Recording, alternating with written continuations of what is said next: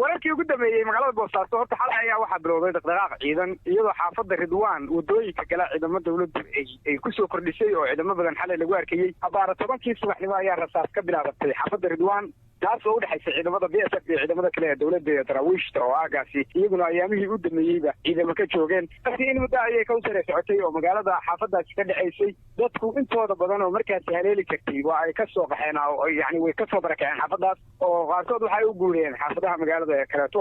xaafadaasi oo ku taala bariga magaalada waxaana jira dad iyagu magaalada ka baxay ganacsiga magaalada ayaa xiray maadaama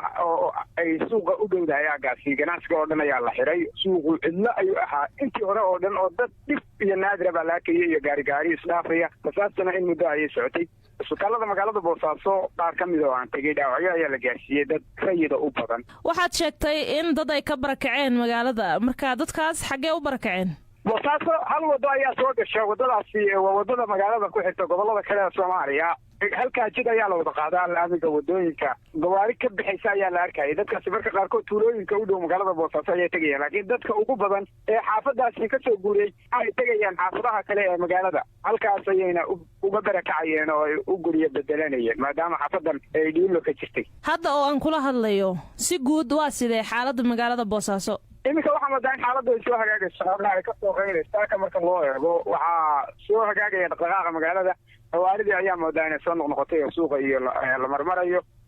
oo dadku ay caadi hadda u soconayaan rasaasku meel teel aba hadba la maqlayaa rasaas dhacaysa markii 10 qolo joogaba xoogaa ayaa rasaasta waliba hubka fudud la maqlayaa marka xoogaa way soo qadoodaysaa xaaladdu laakiin khasaaraha rasmiga ah iyo sida ay wax noqon doonaan toona lama oga